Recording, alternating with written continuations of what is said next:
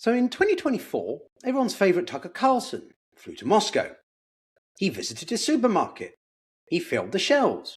He marvelled at how clean it was, how cheap the food was, how functional and normal everything seemed. He came back and told his audience that Russians were living better than Americans. Now, Putin's model was working, and that maybe the West had it all wrong. Now, that video was watched tens, if not by millions, hundreds of millions of people. But just this week, Tucker Carlson called Putin a thug.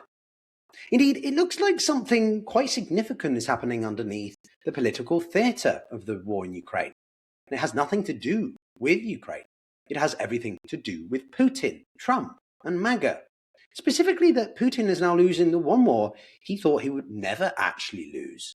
The narrative war, the information war, but not only at home, but over the hearts and minds of the Western right, of the Trump camp that he spent years and millions of dollars cultivating. And unlike the battlefield, unlike his economy, unlike his recruitment crisis, he has absolutely nothing left to fight back with. That grocery store video can't be made again. And the reason it can't be made again is the very story that I want to tell you today. Let's get into it. This is The Global Gambit. How you going, everyone? Welcome back to the channel. Now, before continuing, I want to be very clear that this is not suddenly some revelation. I'm not getting too carried away about the shifts of the rhetoric coming out of MAGA groups and, of course, Laura Loomer's visit to Ukraine.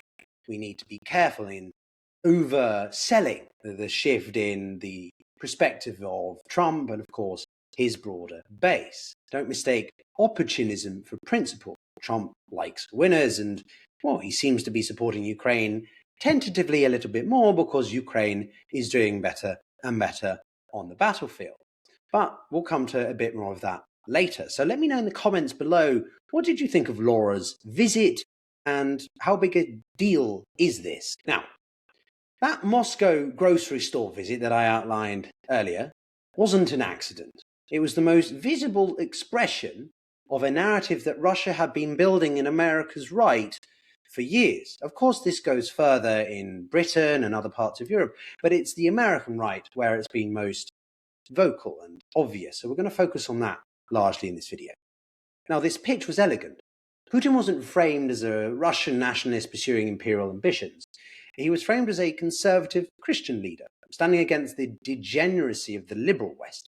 He banned those gay pride parades, he talked about protecting traditional family values, and he positioned Russia as the last defender of Christian civilization against this globalist NATO expanding agenda that so many of the populist right or those on certain parts of the political spectrum emphasize. And for a specific segment of the American right, specifically evangelical conservatives, America First nationalists, people who felt that their own government had become culturally alien, this narrative had genuine appeal. And Tucker's visit to the grocery store was the perfect illustration of it. The clean aisles, the cheap food, a functioning, orderly society. The implicit message, maybe Putin's model works. Maybe we're the ones who got it wrong and we should be doing what he's doing. None of this was, of course, accidental. It was the product of years of Russia's deliberate and consistent information operations. RT America, Sputnik, a network of influencers and commentators, some paid, some simply ideologically aligned, who amplified this message. And it was working, because by 2022, a significant proportion of the American right had been convinced that this war was NATO's fault. Ukraine was the corrupt puppet Nazi state, and Putin was the wronged party. Now, that store visit was a centerpiece of this whole operation, a simple, powerful visual argument. Russia works under Putin, the West doesn't. You've got to choose your side because it's purely binary. But Putin, as we'll see, cannot make that argument anymore. And here's why. You see, the first crack actually appeared when North Korean troops started arriving in Kursk. When it emerged that Putin was deploying tens of thousands of North Korean soldiers to fight in Ukraine, something snapped for a significant segment of America's right. The man who was supposed to be defending Western Christian civilization was importing an Asian communist troop. state to sustain his war? This is not what the grocery store imagery promised. This is not the strong, self-sufficient, values-driven narrative that Tucker had been advocating, evoking to his audience. Especially the influencers who have built their audiences on the Putin as conservative hero narrative try to explain it this way. Some have managed, but most found it uncomfortable because their audience, these types of conservatives, the nationalist America First types, know what North Korea is. And North Korea is not a conservative Christian ally. We've seen Trump's efforts with Kim Jong-un in his first term. It is a Stalinist, if you like, hermit state that has imprisoned its entire population for over 3 generations. So suddenly the man defending Western values needed North Korean conscripts to hold his lines. And that detail traveled, and it started provoking the significant kinds of questions that any amount of appearances in a grocery store, these very curated images, could never answer. But then if North Korea opened the crack, Iran blew it wide open. You see, the ceasefire, the war that is happening right now, such as it is, has made Russia and Iran the de facto strategic partners for many years. Russia supplying Iran with weapons and intelligence, Iran supplying Russia with drones. The two countries are aligned in ways that are impossible to square with the narrative of Pyotr as the conservative Christian defender of Western civilization. Because Iran, the Islamic Republic of Iran, is about as far from Western Christian conservatism as it's possible to get. This is a country that has held American hostages for over a year and a half, the country that calls America the Great Satan, the country whose ideology is explicitly and fundamentally hostile to anything that America, let alone America's evangelical communities, rightly believe. And yet Putin is their partner. There is no version of this that works for the audience that consume Tucker Carlson or Laura Loomer or the equivalent kind of information and content. You can't be a defender of Christian Western values and the strategic ally of the Islamic Republic simultaneously. Yes, okay, you can work on pragmatic elements, but fundamentally, you're never going to have as ideologically deeper alliance as what NATO is ideologically based on, which is why the relationship of Russia, China, Iran, and North Korea, these four that are often cited as the sort of anti-Western axis, will never be more than just a marriage of convenience. These narratives don't survive the contradictions that they serve. And the influencers build their careers on those narratives can never find a way to explain them. And why when I debate them, their arguments always fall apart, or they simply run away. There's a reason I'm surprisingly blocked by quite a few of these people. And then Putin made actually the mistake that sealed it in the eyes of some. He made Trump look weak. The MAGA audience will forgive a lot, so we're supposed to believe. They will question NATO, they will challenge Ukrainian aid, they will question American interventionism and overextension, but they will not watch their leader be outmaneuvered and disrespected by a foreign government and continue to then defend that same government. You see, Putin pushed too hard in negotiations. He demanded too much.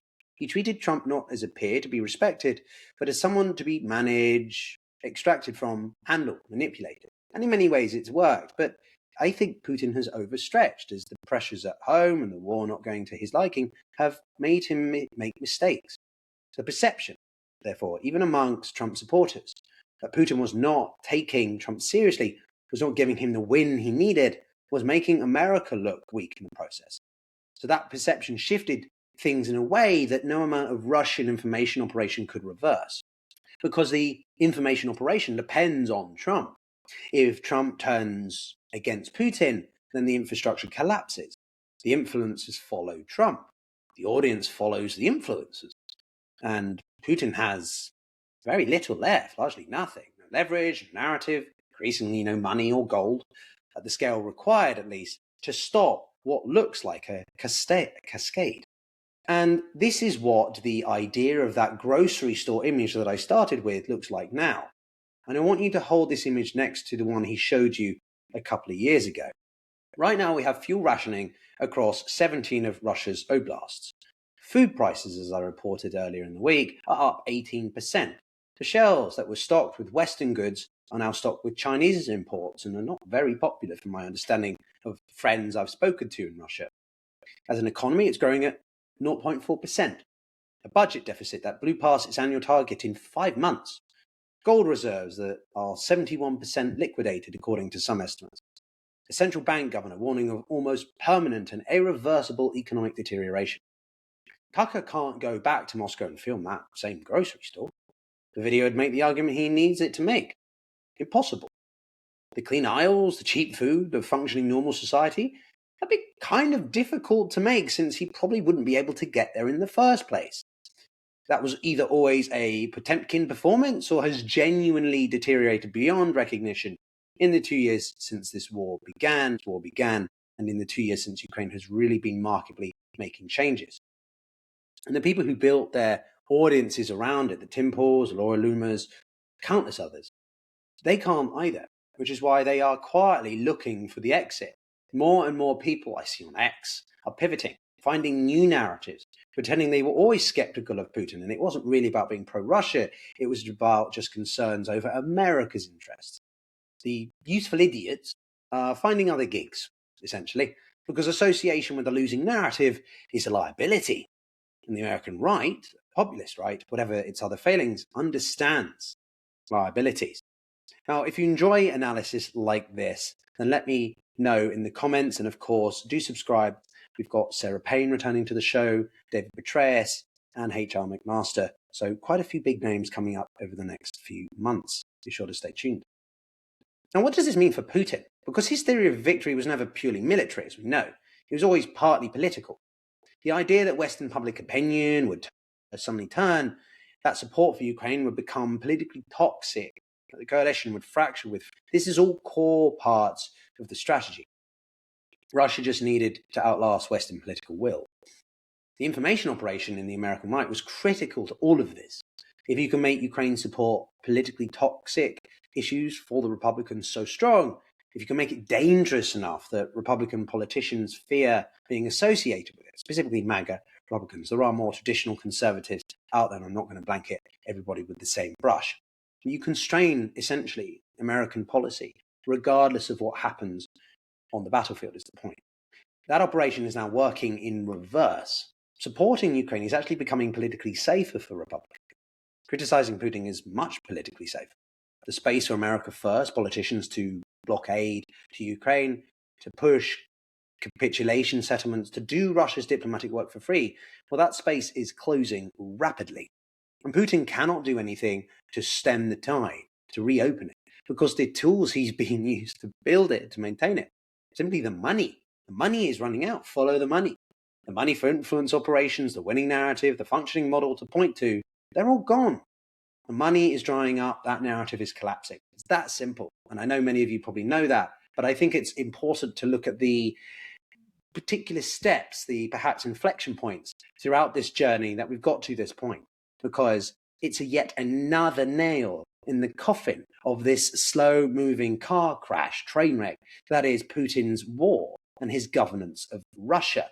Yes, you know, he may be able to clamp down on the narrative inside Russia to ensure that Russians remain skeptical or pro the war, but he has absolutely no ammunition, nothing to do with what can happen in America and the still relative freedom of choice that exists in the United States, at least relative to Russia under Putin. Putin is in an absolute ticking time bomb, and there's very little he can do. Now, we don't know what's in Trump's mind. We have no idea what he may be thinking over Iran. The guy tacos on a hourly, let alone daily basis. But the bottom line is that if he continues to make a consistent mindset shift, then his people, those who still support him unreservedly, will begin to shift as well. And that has a trickle-down effect for potential supplies, not just to Ukraine, but to Europe. It looks at the potential healing of the transatlantic divide. I'm not going to get too carried away here. But again, it serves to demonstrate how quickly things can change when you suddenly don't have the money or the control to influence the minds of the general populace. But that's it from me, everyone. Slightly different video for me. I wanted to hear what you guys think and have a broader throw around of thoughts on this remarkable set of days we've seen with Laura Loomer and other comments online about the shift of rhetoric over the war in Ukraine. Ultimately, as usual, the war will not be defined by what happens on the battlefield. It will be defined what happens off of it in the minds and mouths of people. But thanks very much for watching. Speak soon. Take care.